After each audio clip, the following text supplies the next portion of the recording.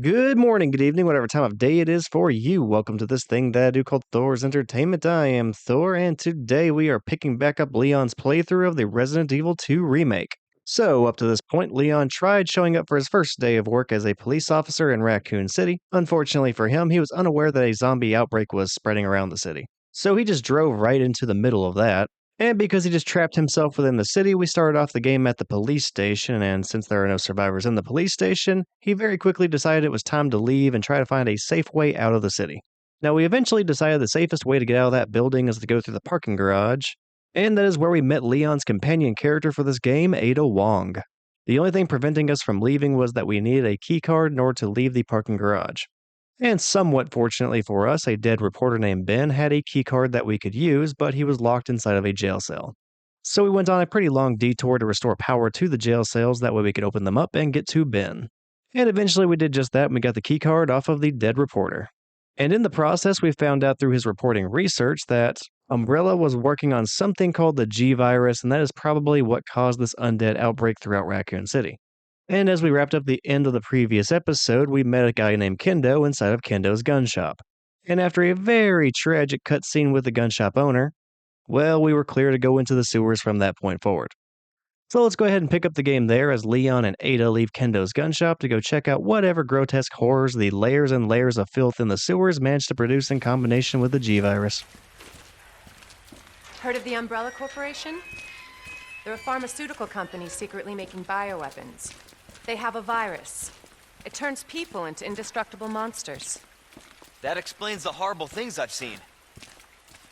I don't know what it is, but that line delivery from Leon has always kind of sounded weird to me. Like, overall, the voice acting performance is really good, but that one is just kind of strange, and I don't know why. And that's why I'm looking for Annette Birkin. She's the one at Umbrella responsible for unleashing the virus. I'm going to bring her down. Ada, could you move, please? I'm trying to take a look at all the construction happening down here, trying to get an idea of what exactly has been going on, but I can't really do it when you're standing directly in the way.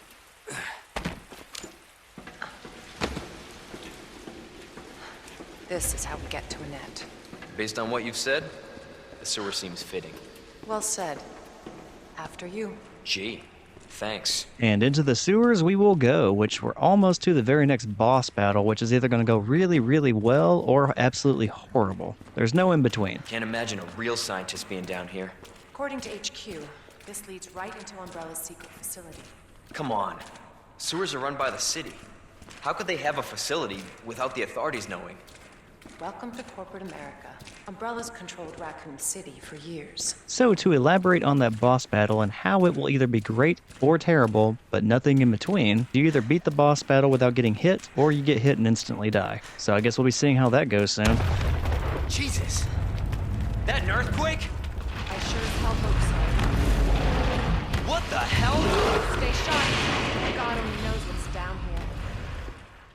And while I do a quick inventory stop, I'll go ahead and reflect back on something I said just a moment ago. And what I said was I believe that Kendo is one of my favorite voice acting performances in this entire game. Which is funny because he's not on screen for very long. But with that being said, there's actually another side character I think also gives a really, really good performance and may have him beat as my favorite, and that's the voice actor for Marvin. Now, Marvin's in the game much more than Kendo is, but I do feel like both of them do a really good job. Then again, just overall, I really like the voice acting in this game. Going from the remake of Resident Evil 1 to this, there's definitely a big jump in quality. But yeah, enough about my favorite voice acting performances in the game. Let's go ahead and face off against the next boss. And before we get started, all I will say is left, right, left. Again? It's not too late to turn back, Leon. No chance. You're stuck with me to the end.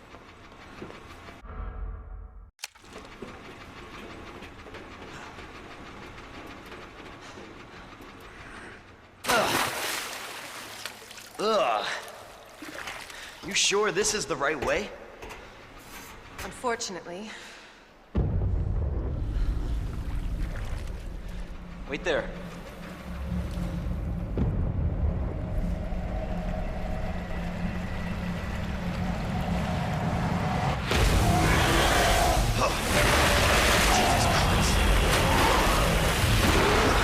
Leon! Get out of there!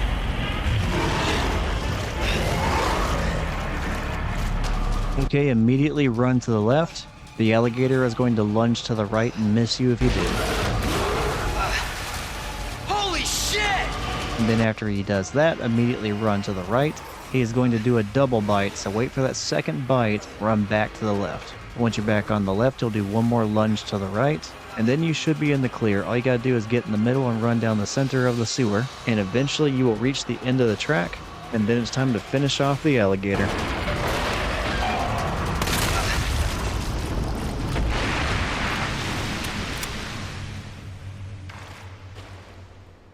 Chew on that, you overgrown son of a bitch. Oh, and if somehow you entered this without any bullets in your inventory, there is a grenade over here that you could use to finish off the alligator. That seems like an unlikely situation, but just in case, that is an option. Leon, up here. What the hell was... Just get up here.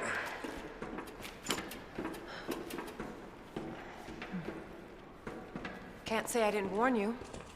You said the virus turned people into monsters, not reptiles. Fair point. I'm just impressed you made it in one piece. I am not really sure why Leon is surprised that this virus works on animals. I mean, he was being ripped apart by zombie dogs earlier. It doesn't seem like it'd be that big of a stretch to believe that reptiles could also be susceptible to this virus. And there's also no skipping the zombie dog, so he definitely already knew that animals could be turned by the virus. So let me get this straight. Umbrella sells monsters like that to who? Our military? Somebody else's? They don't sell the monsters. They sell the viruses that make them. And Annette is who makes the viruses. Scary as that alligator was, Annette is far more dangerous.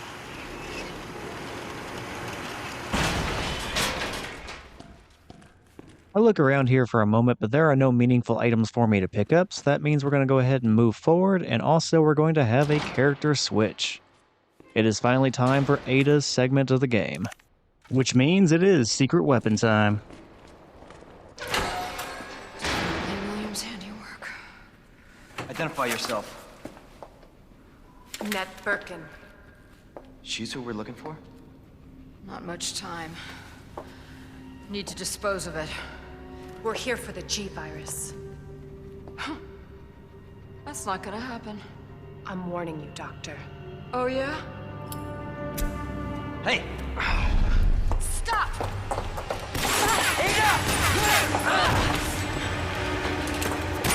You'll never get the G virus!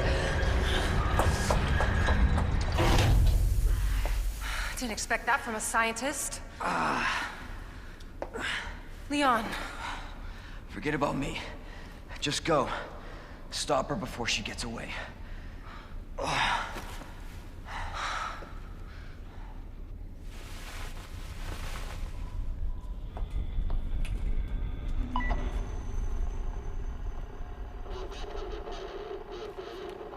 I'm right outside the facility, in pursuit of Annette.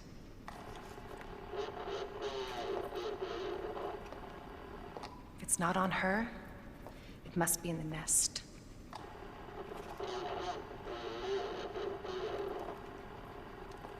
Once it's in hand, I'll call for extraction.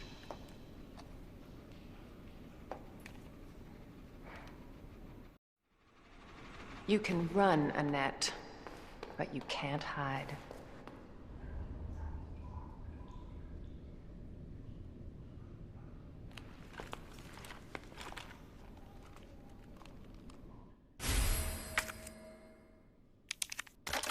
It's secret weapon time. Now, Ada's secret weapon is an electromagnetic frequency visualizer, which is going to be a very plot-convenient tool to basically allow her to manipulate electrical devices however she wants whenever the plot needs it to happen. Candy from a baby. Now, we are mostly going to be using the EMF visualizer to break these industrial fans, that way we can progress all throughout this water treatment area. Now, there is an achievement for Ada's segment of the game. If you are able to get through her entire portion of the game only using the EMF visualizer, so no shooting any bullets, no throwing any grenades, nothing like that, if you only use the EMF visualizer, you get an achievement. I'm not going for that here today, but that is a thing that you can do. If you are really good at dodging all the zombies and obstacles along the way, that shouldn't be too big of an issue. I think whenever I got that achievement, one of the zombies ended up biting me, so I was on like critical health the entire time, but still. I only ended up using the EMF visualizer, so it still counted. And alright, we used the visualizer to get past the fan and to unlock the door. And we ended up finding a document as well. It was titled September Inspection, Week 1. And that document said, I already put in a formal request last week, but we absolutely must have a replacement ID wristband. ASAP. We need one to gain access to certain areas of the main facility. In other words, me and my crew can't get to the places that we need to in order to do our job. So I don't want to hear anyone accusing us of slacking off. So okay, we're coming up on a part where we clearly need these ID wristbands in order to get past certain areas. So we will be on the lookout for one of those, even though in theory, Ada could just use the EMF visualizer to open up those doors instead, but sure, let's go find that ID wristband. And along the way, we end up finding out that the elevator down here in this little maze does not have power, so we went around and found an electrical box that we could manipulate with the EMF visualizer, and we restored power to the elevator. Problem is, a bunch of zombies have started waking up and even falling into our path, so I backtracked over here to get the flash grenade, that way we can use that to stun them, and then make it all the way back to the elevator safely and without any issue. And cue the lights. And after that flash grenade went off, we should have a clear path all the way back to the elevator. The hard part is finally over, so we're pretty much in the clear from this point forward. Where the hell did you come from? Well, okay. I thought I was going to get to this part entirely damageless, but apparently that's not going to be the case. I'm on critical health, but that should be the very last zombie in this area, unless one of them just decides to pop up out of nowhere. So yeah, not ideal. The Murphy's Law run continues, but we should be able to make it through the rest of this without any issue. Always been good at running, Annette. Give you that. And that sounds like the elevator. Persistent bastard, aren't you? And alright, Mr. X decided to follow us all the way down into the sewers, so we have to evade him again. Now this is a little bit interesting when compared to Claire's playthrough earlier. Regardless of the scenario in Claire's playthrough, you see Mr. X getting ripped in half by William Birkin, but in either of Leon's scenarios, Mr. X does not disappear. So either in this scenario he ends up surviving that encounter, or not getting in that encounter at all, or possibly this is an entirely different tyrant that looks exactly the same. I'm still going to keep calling him Mr. X though, even if this is just like some duplicate. But yeah, using Ada's EMF visualizer, we managed to take out one more industrial fan and get out of that area before Mr. X could catch up to us and finish what the zombie on the bottom floor started whenever he ran to it. So yay, Ada, you might actually survive this. And we also found the last document for Ada's segment of the game, and it's titled September Inspection Week 2. And it says, with the new wristband that's just arrived, we can finally begin our survey of the demolition area. As to the report from the other day about the incinerator, it's nothing really. Probably just a large piece of leftover trash. I'll go take a look myself after I wrap up this report. So, okay, we had somebody with a wristband checking out the incinerator, and sure enough, his corpse is still there, so we're gonna go ahead and take that wristband.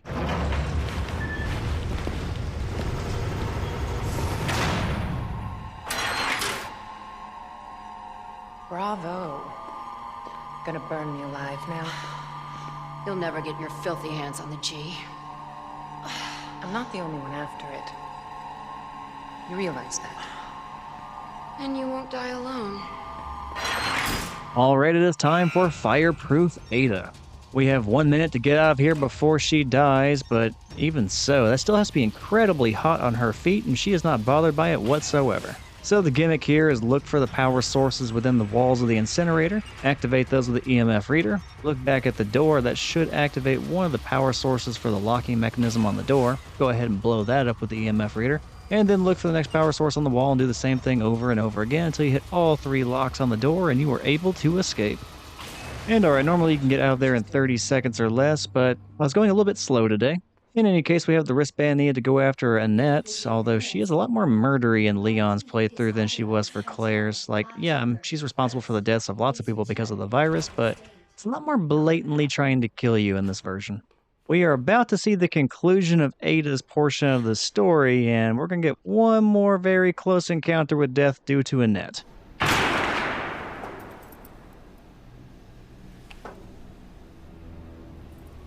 Enough with this cat and mouse game. The game is over. You lost. Tell me, is your husband still alive? Or did you kill him so you could take credit for G? Interesting theory. If you don't cooperate, I'll get a sample from the nest. Over my dead body.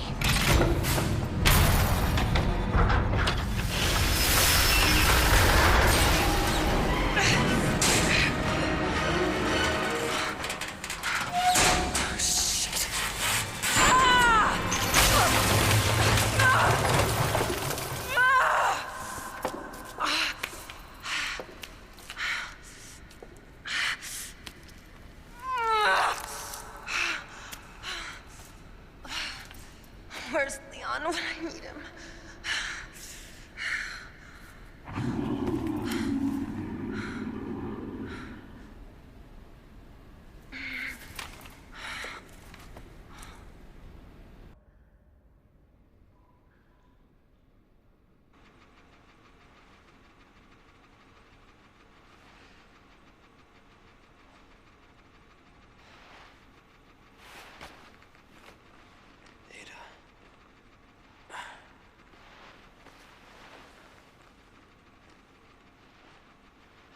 Ada? Damn it.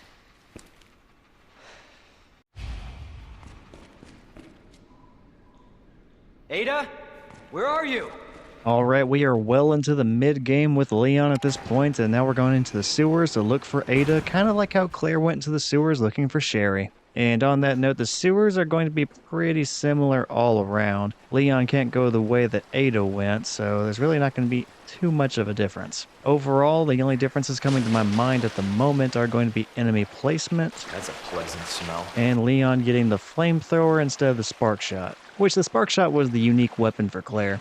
Other than that, though, Leon will be approaching the control room down here from a somewhat different direction than Claire did. Granted, all these areas were available to Claire as well, but we are just hitting them in a slightly different order. Pretty much everything is going to be the same. We're going to be really leaning on the red, green, blue herbs. We need to make sure that we have a grenade for something coming up here in a moment. That way, hopefully I can execute getting around certain enemies better with Leon than I did with Claire. Fingers crossed on that one, considering how this run's been going. Since I'm starting off in this area and I don't have to backtrack to it, I'll go ahead and pick up the USS digital video, which showed all them dying and the virus spreading through the rats. I'll show that one more time, even though the video hasn't changed. Leon does have a somewhat different reaction to it than Claire did. And once I get done with all the immediate things I need to do within the sewers, I will backtrack to the Raccoon City police station and pick up the hidden items, and then we'll be briskly heading towards the end of the game. To start things off in the sewers, we ended up in one of the areas where we could pick up, I believe, the Rook key, or the Rook plug, and we will end up needing to backtrack to get that later on, but we can't get it right now because it would take away the only path forward that we have. Shit. Other than that, though, all the doors were locked in that area as well, and we do not have the sewer maintenance key yet, so we can't open those. And we just saw something moving in the sewer waters, and now it's hanging out in the direction that we need to go, so I'm going to try and get just close enough to where I can shoot it, stun it, and try to run by it. And that went incredibly well, and I'm hoping my next encounters with the adult G's also goes pretty much as well as that did. And it is worth noting that Claire did not have to deal with that monster whenever she went through here. Cable car. Interesting. So yeah, unlike Claire, I had an adult G standing in my way pretty much immediately trying to get to the control room, which that happens regardless if it's scenario 1 or 2 for Leon. There is a beneficial part of that trade-off though, and it comes in this room where Leon does not have to deal with zombies like Claire did. And if you saw my Claire playthrough before this, you'll know that I forgot that I was playing as Claire and there are zombies in here whenever you are her, so I ran directly into those zombies and took a bunch of damage because I was not paying attention.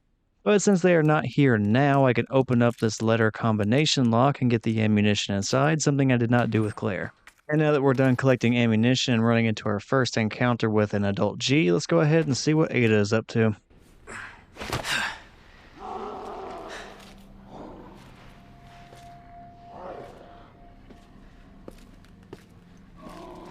I don't like the sound of that.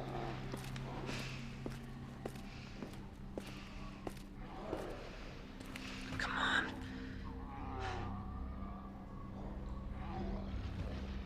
Ada.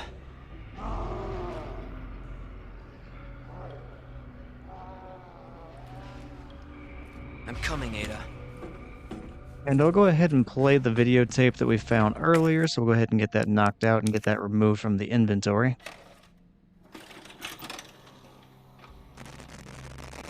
Please. Oh, please, stop. Stop.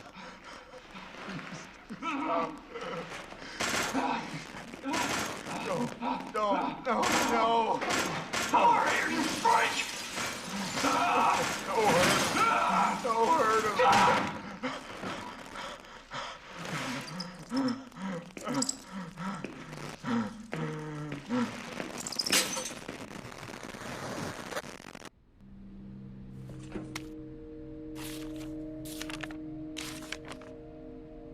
The virus. I'll bet those rats spread it. That is something that Claire really does not acknowledge whenever she sees the video. It's only Leon that really comes to the conclusion that the rats are probably what was responsible for the outbreak throughout Raccoon City. It's not a big change between the two playthroughs, but I figured it was worth pointing out that at least Leon does say something different after watching the video. So I went ahead and I checked the clue for the plugs that we're going to have to use to open that door here in a little while, and it is a little bit different than what we saw in Scenario 1. Between Scenario 1 and 2, regardless of the character that you choose, the order for the plugs is going to be different. So here in Scenario 2, the clue read that the rook is going to be next to the knight, but not facing the queen. The king is not going to be next to the queen, but it is going to be facing the knight. And also there's going to be a picture of the knight on one of the panels, but it's misleading because that's not actually where the knight plug needs to go.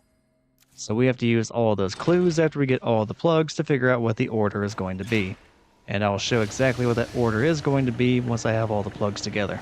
Now there are going to be 3 plugs that we need to pick up all throughout the sewers, and we're also going to need a unique handle to open up certain doors in the sewers, but we're also going to be picking up the flamethrower, which takes up 2 inventory spaces.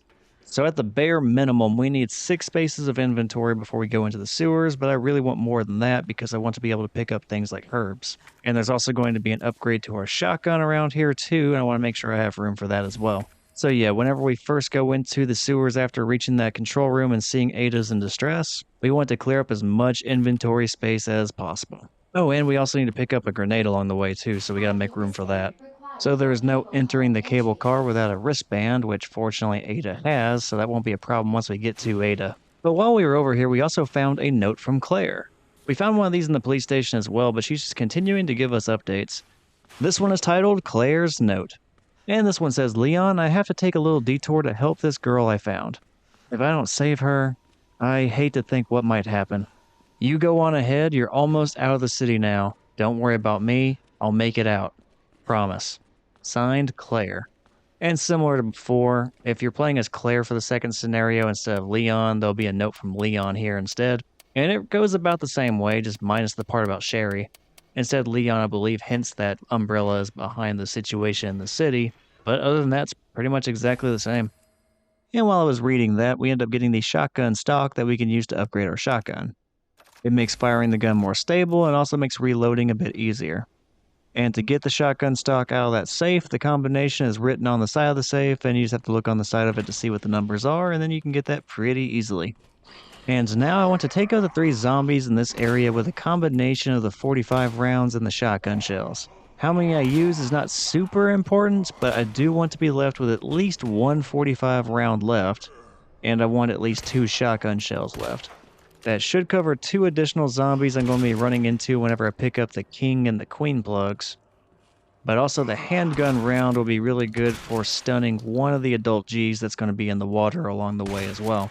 Oh, and after I kill the 3 zombies right by the stairs, I will also be picking up a grenade that's going to come in handy for the adult G's as well. So yeah, 1 45 round, at least 2 shotgun shells, and 1 grenade should be all I need to get the king and the queen plugs. Ideally, I would have a little bit left over, that way whenever I go to get the rook plug, things go pretty smoothly, but I'm pretty sure I'll be fine. Outside of the ammunition and the grenade, the only thing I'm really picking up is going to be the sewer maintenance key, and a few herbs along the way as well. Since the adult G's have the capability of poisoning you, I want to make sure I do have a green, red, blue herb combination because they'll provide me with a full heal, to include healing me of poison if I have it, and then also damage protection and poison immunity for a temporary span of time. Just all of that's really good for trying to get through the sewers without any major problems. And the part that I'm approaching now is an area where I definitely had major problems as Claire. I very nearly died whenever I reached this area with her, and pretty much everything that could have went wrong pretty much did until I was leaving and heading to the next section for the rook key. Or, I keep saying key, the rook plug. So here's a part of the game where I really want some redemption with Leon. I would really like for all these encounters with the adult G's in this maze that's coming up to go way more smoothly for Leon than it did for Claire. What the hell was that?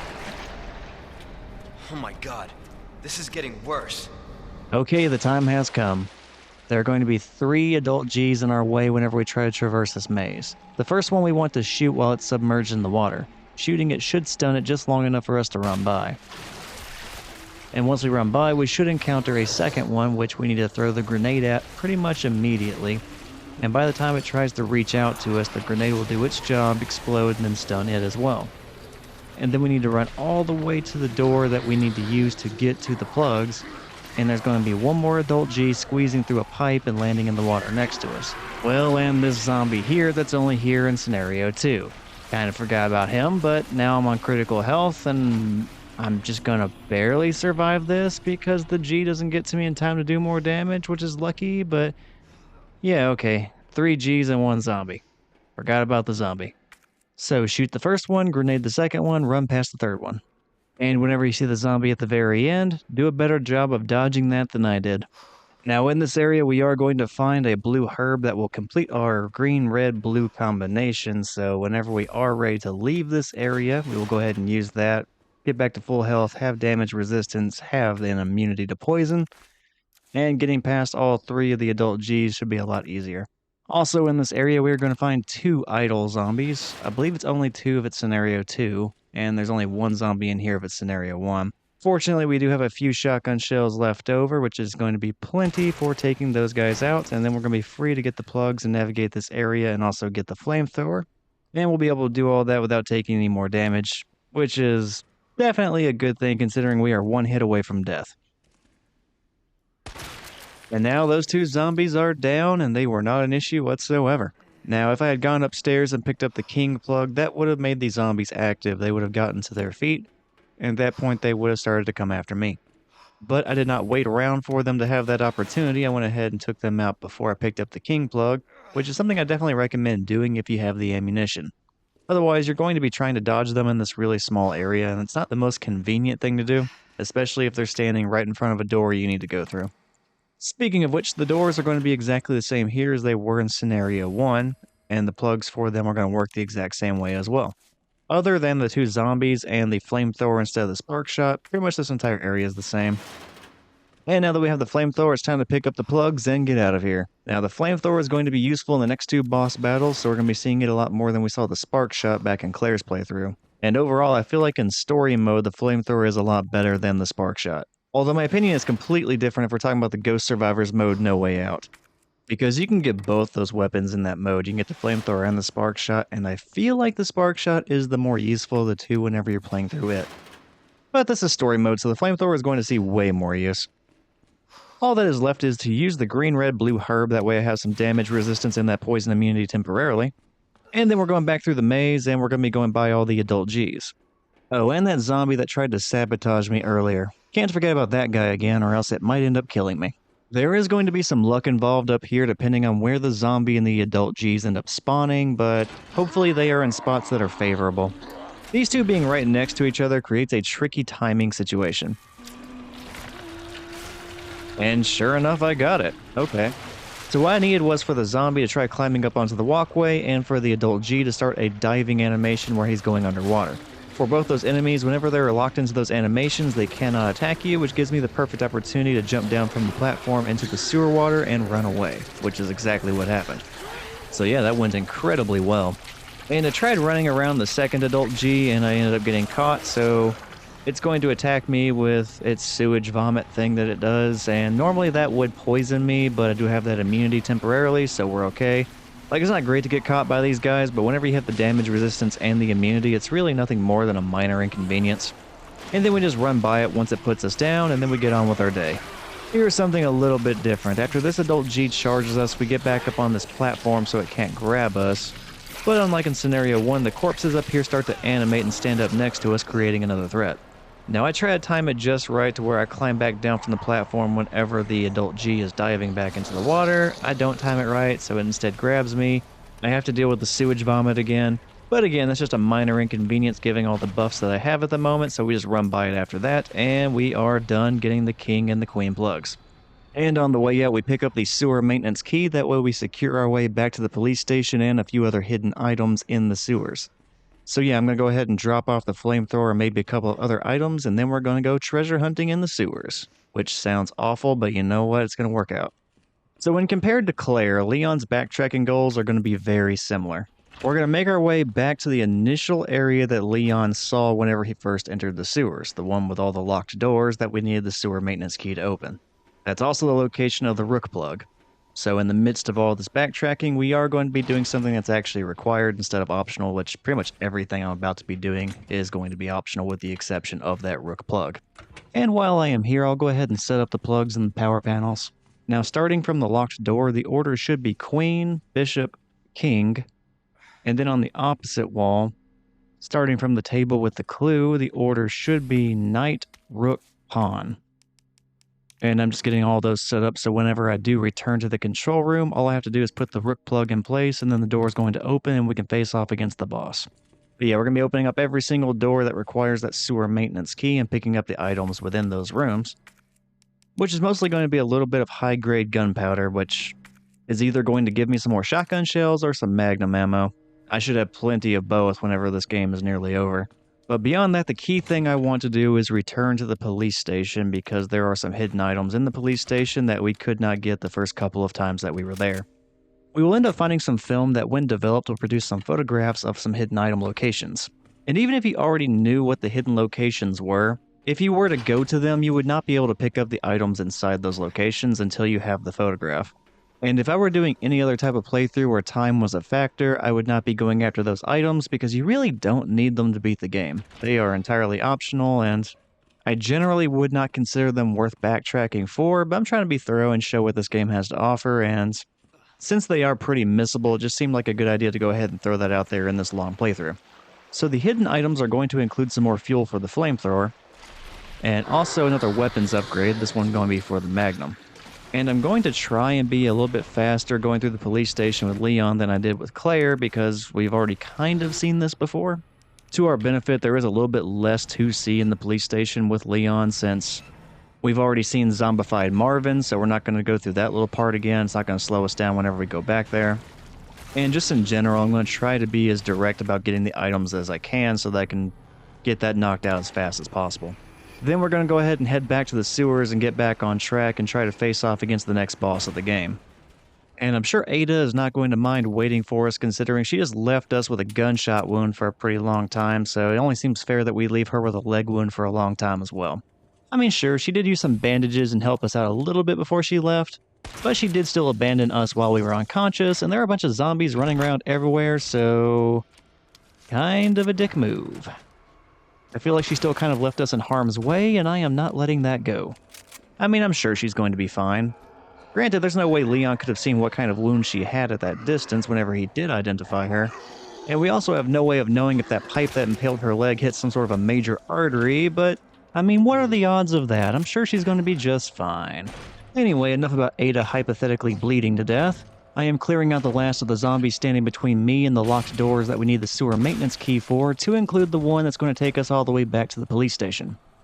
And it is interesting returning to the police station after you've been doing a bunch of stuff in the sewers and Mr. X is no longer chasing after you. Gives you a lot more freedom to wander around and see what the police station has to offer, especially later in the game. And this is not in the game, but something I was always kind of curious if they would end up doing was incorporating some kind of change in the environment that might indicate that Nemesis from Resident Evil 3 had been to the police station and caused some damage. And the reason I say that is back in the original Resident Evil 3, Nemesis, the new special infected tyrant big bad boss character that chases Jill around the entire game, well, he ends up chasing her to the police station and at one point jumps through a window after her, and I figured that might create an opportunity where once you are away from the police station for a little while, maybe when you see the cutscene for Ada being in distress in the sewers, Perhaps that would also trigger an environmental change back at the police station, since you're so far away you wouldn't notice until you went back and returned to it to take a look. And if you did backtrack to the police station later on, you would see the damage from where Nemesis was after Jill. But that does not happen. And I ended up spending a decent amount of time looking around the police station for anything like that, but as far as I can tell, there are no environmental changes in reference to that.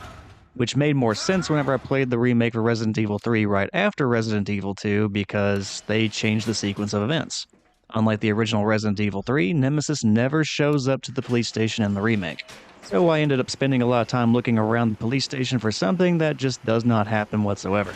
And I thought that was kind of funny because whenever I did get around to playing Resident Evil 3, you still do end up going to the police station, just not as Jill. And it turns out the time frame for whenever you show up at the police station takes place prior to the events of Resident Evil 2. So there would not have been any environmental changes at all. We are seeing the police station in exactly the same state it was left from the events of Resident Evil 3. In fact, Nemesis does not even show up at the police station in the remake of Resident Evil 3, so of all the damage that happens to the Raccoon City police station prior to the arrival of Claire and Leon, none of those would even be tied to what I was looking for regarding Nemesis. So yeah, had I have just played Resident Evil 2 and 3's remakes back to back, I would have already known that and saved myself a lot of time, but I didn't, and I wanted to explore around, and I was looking for things that did not exist, and I think that's kind of funny. Now, after Mr. X started chasing after Ada and then ultimately lost her in the sewers, I assume he stuck around and started looking for another way to find Ada, because he never does return to the police station after that point, which means we are free to wander around the police station this entire time without having to worry about Mr. X showing up and just wrecking our lives like he was earlier. And as I was thinking about that, it came to the realization that this game really does not explain where Mr. X comes from. The first time you would see him is in Scenario 1 whenever he lifts up that helicopter that was blocking the path in that hallway and then starts chasing after you. Or if you are Leon, you very briefly kind of encounter him whenever he punches through the wall of Ben's jail cell and then ultimately kills him one-handed. But the first time you really see him is at that helicopter scene. But the game really doesn't do anything to build him up too much and definitely doesn't explain where he came from prior to that moment, which is not necessarily a bad thing because it definitely catches you off guard if you're not ready for it. And with this being a horror-related game, that's not a bad thing. But oddly enough, they really don't do a whole lot of explaining what he is past that point either, like off the top of my head. The only references to Mr. X being a tyrant is in a note left behind by Ben. And the reason I'm bringing this up is because I'm also reflecting on the original Resident Evil 2, which oddly enough explains the origin of Mr. X just slightly better. And I do mean slightly because we get to see where he came from at least. And I made this deadpan joke back when I was playing Claire in Scenario 1. I said that Mr. X basically shows up out of nowhere like he was dropped from the sky or something. Which if you played the original Resident Evil 2, you know actually did happen. It turns out Mr. X was being carried in some kind of a cargo helicopter, and he was being held in some kind of a life-preserving container, which was then dropped to the ground, broke open, and then Mr. X comes out of it. Or, well, wait a minute. Mr. X is a tyrant, the T-Virus and the G-Virus seem to render things in a deceased undead status, so would it be life-preserving? Whatever, he was in a container. And I actually discovered recently I had something of a false memory whenever it came to the original Resident Evil 2. I used to think that Mr. X was the one who shot down the helicopter, but I was completely wrong about that. Turns out there was some random police officer getting eaten by zombies who ends up shooting in the air and then shooting the pilot, and then the pilot crashes into the building. And then the assumption that Ben had was 100% correct. He theorized that the tyrant was being sent in to kill off a lot of witnesses, and as far as I can tell, that is accurate. So yeah, if you also felt like Mr. X kind of just showed up out of nowhere, it's because he definitely did. And if you were curious where he came from, assuming they didn't change that at some point throughout Resident Evil 2's remake and I just didn't catch it, he was dropped into Raccoon City by a helicopter by Umbrella. I am not really sure why exactly that detail was omitted from the remake. I mean, maybe the creators thought to themselves, anyone playing the remake probably also played the original, and maybe they already know this, so it's not worth rehashing.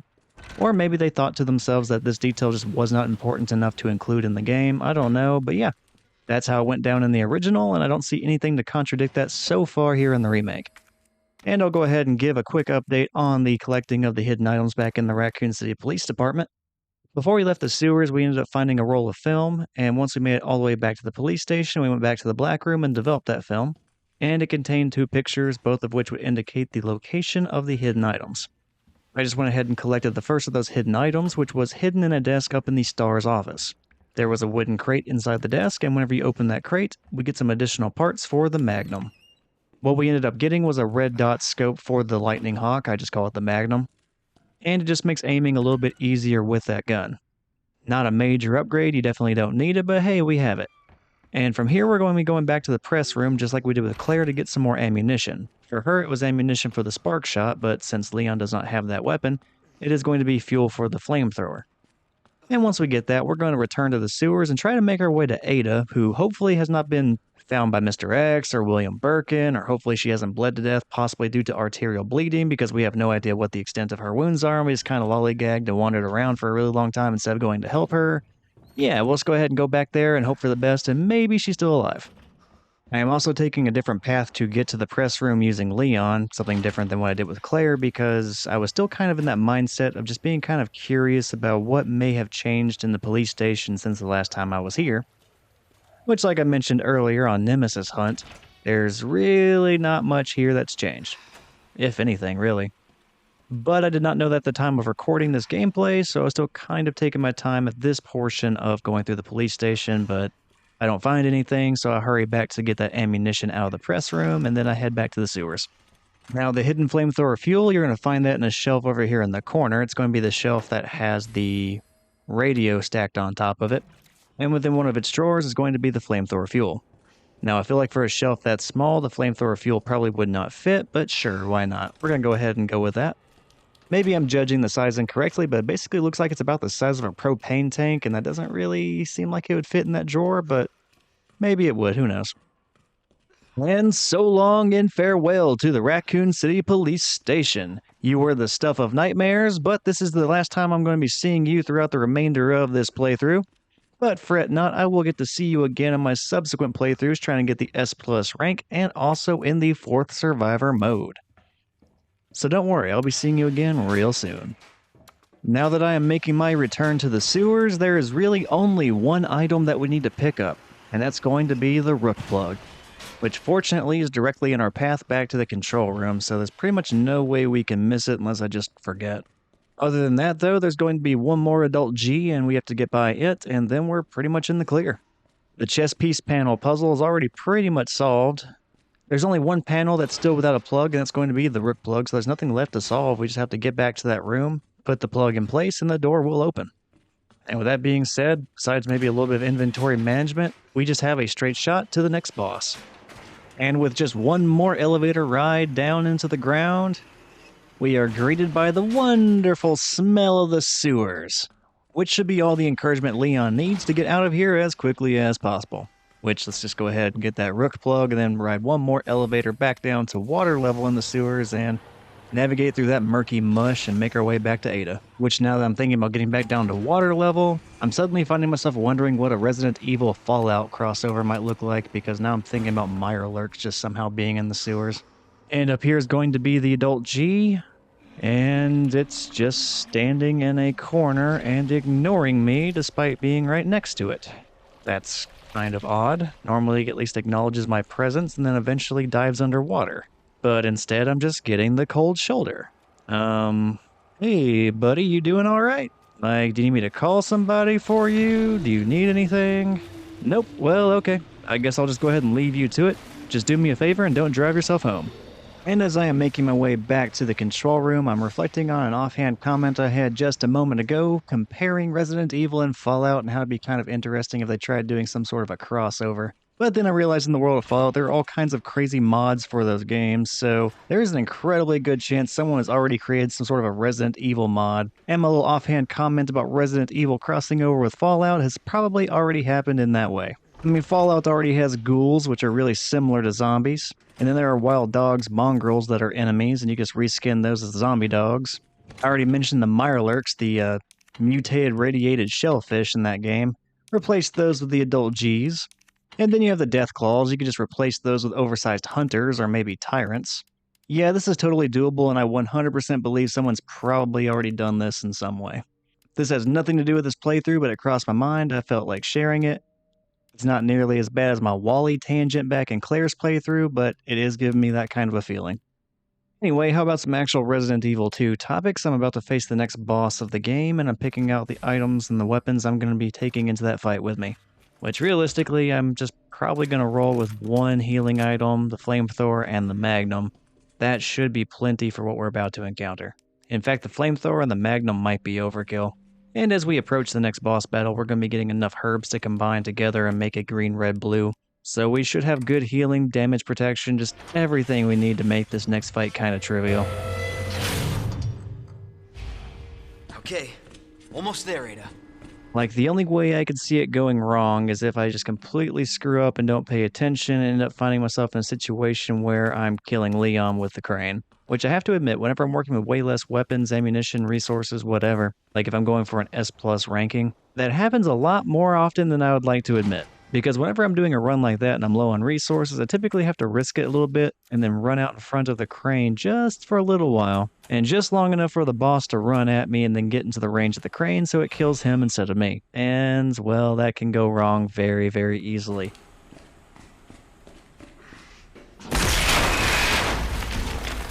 Jesus Christ! And just like with Claire, we are facing off against William version 2 again. Now I'm just going to stand next to this water hose by the wall, that way every single time William punches through the ceiling, he's not going to be hitting me. Like I mentioned in the Claire playthrough, for some reason this spot is a location that William can never hit. So as long as I stay here and wait long enough, eventually he's going to get frustrated and start breaking down the door. And then once he breaks down the door, the fight will actually begin. Until then though, it's just a little bit of waiting and staying out of harm's way. But yeah, after William breaks down the door, I run past him, I head to the main arena for this fight, and then I prep the crane and the storage container that it is carrying for what will eventually be the winning strike against William.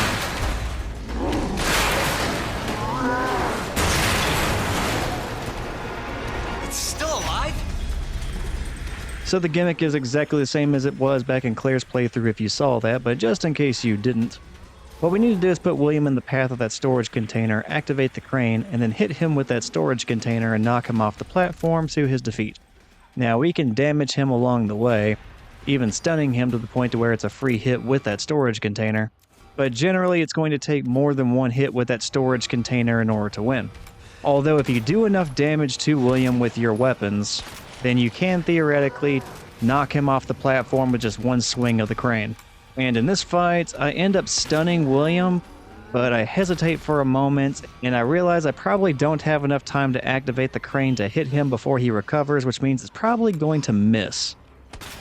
Or, worst case scenario, I end up killing myself with that crane like I was describing earlier. So instead of activating that crane while William was stunned, I elected to use my weapons to do more damage to William, so hopefully whenever he gets stunned again, I can activate the crane and then take him out in one hit. Which I was thinking with the magnum shooting him in his eyes, that should be enough to stun him again and probably also do enough damage to where I can take him out in one hit with the crane. Problem was, for whatever reason, my accuracy was just off by a little bit. Whenever I was shooting the magnum, my bullets, well, a few of them anyway, they kept going underneath his armpit rather than hitting him in his arm eyeball, so yeah, I wasted a good amount of magnum ammo on that, and I did not end up stunning William again with the magnum. I had to resort to the flamethrower eventually. Which is fine.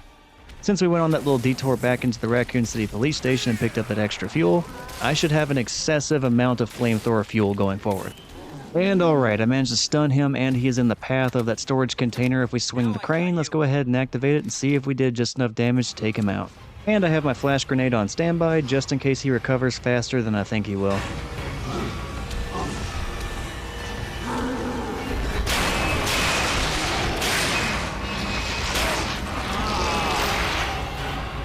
Well, crap, even after I used up all of my magnum ammo, it was not enough to take him out in one shot, but that's alright. We still have plenty of flamethrower fuel left over, and also a good amount of healing left over, and damage resistance, so there's really nothing to be too concerned about. We will just go ahead and reset the crane, start doing more damage to William, and start positioning him in the crane's path, that way we can stun him and then take him out one final time with that crane. Let's do this!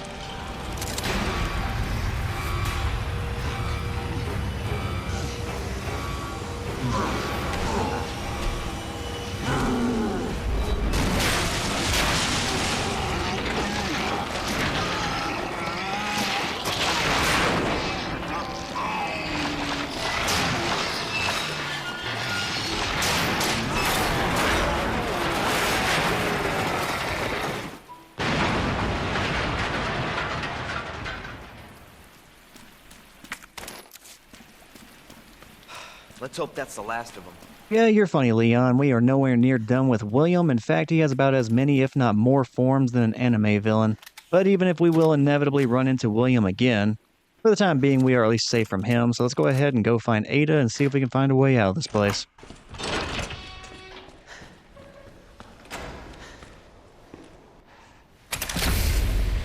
Come on. Ada! Ada, where are you? Over here! Ada! I was getting worried there for a sec. I can't get it out. I don't know if I should, Just do it. I can't walk like this. Okay. It's gonna hurt. Hold on. I can do it myself. Just relax, okay?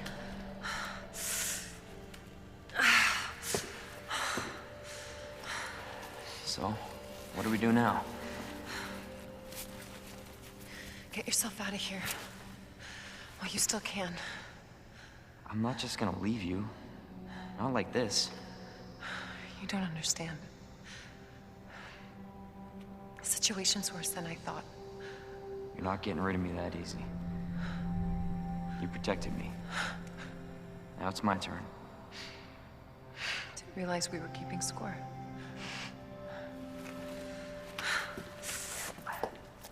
Grab my shoulder. Don't push it, rookie. Okay, just trying to help. Watch your step. You want to help? We have to get to the nest. Nest? Umbrella's lab, right beneath us. Net let it slip. That's where the virus samples are. You up for this? Think I could fit it in my schedule. Come on. We got work to do. Yes, ma'am.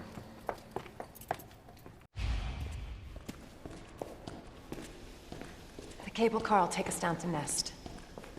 My wristband's our ticket to ride. Nice. Where'd you get that? Borrowed it. Anyway, we're almost there. Leon and Ada do a decent amount of talking on the way to the cable car, so I'm not going to do a whole lot of talking myself, that way we can actually hear all the dialogue.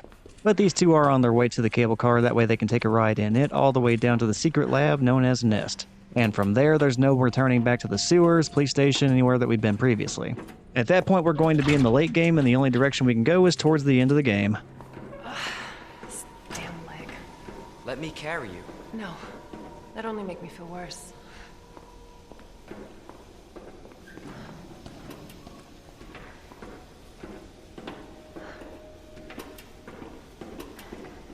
How's the shoulder? Worse than it looks. What a pair. Both got one foot in the grave.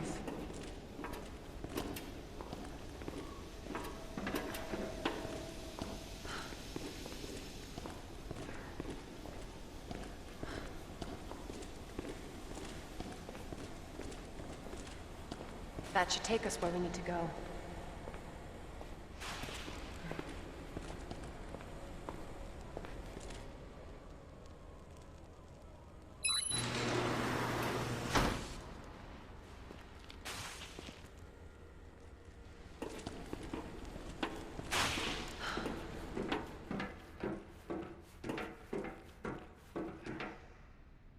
This may be a one-way ride, so be prepared, Leon. This tram is bound for Nest. Do not exit until the final destination.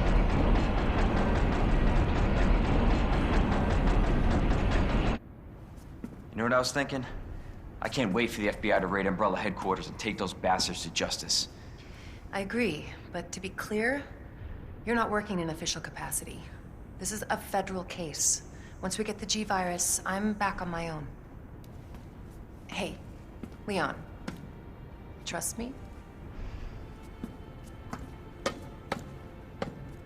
trust me? Honestly, if I didn't, you'd probably be dead. Right. I thought I might need your help, and I was right. If you can secure the G-Virus, I can make sure what happened in Raccoon City never happens again. Ada, you said it yourself.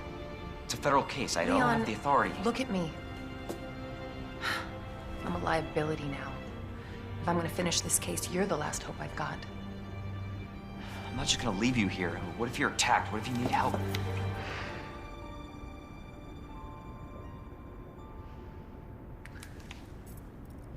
I'll be fine. Don't worry about me. I gotta see this through. And I want to see you again. I got plenty to live for, trust me. Now, arriving at Nest.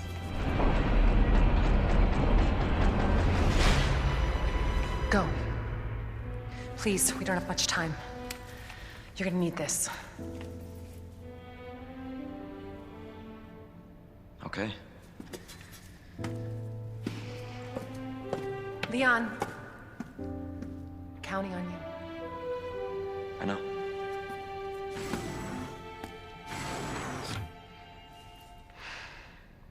And I'll go ahead and end the episode here. So the big theme of this episode was exploring the sewers. Ada and Leon entered the sewers looking for more information on Umbrella, and immediately they ran into a giant zombie alligator that ended up being a one-shot victory in the end. Then the duo ended up meeting the scientist Annette Birkin, and she's a scientist for Umbrella. Now Annette feared that the two of them were going to end up somehow getting a sample of the G virus, so she went ahead and shot Leon, and then she tried burning Ada alive, then tried crunching up Ada underneath a storage container, and then also knocked Ada into a garbage pit of some kind where Ada ended up getting stabbed in the leg with some kind of a pipe in that trash disposal area. Due to that injury, Ada cannot walk around anymore, but fortunately for her, Leon woke up after his gunshot wound, and now he can go looking for her. Which, before I go any further, I'm now realizing somehow the very normal human scientist Annette has somehow done way more damage to the main characters than any other enemy or side character in the game. Like in this same episode, the giant alligator fight, that was just one short jog and then one gunshot and then we win. No injuries whatsoever. But somehow Annette does lasting damage and nearly kills a bunch of people. I am now realizing that the Annette threat level is hilariously serious. Anyway, Leon went into the sewers further and then he ended up finding Ada, but first he had to fight off William Birkin version 2 again, and he won by smacking William a bunch of times with some storage containers. And now after reuniting with Ada, we are heading down into the secret laboratory for Umbrella called Nest, and that is where we're going to start off the very next episode. So yeah, I hope you enjoyed this episode. If you did, feel free to check out some of the other things I have on the Thor's Entertainment channel. And that includes a playthrough of the original Resident Evil's remake, as well as the other episodes of my playthrough of this Resident Evil 2 remake. And besides Resident Evil, I also have playthroughs of various Mortal Kombat games and the remaster of Crash Bandicoot. So if any of that sounds interesting to you, feel free to check it out. But yeah, that's going to do it for this episode. Thank you again for watching, take care, and hopefully I will see you next time.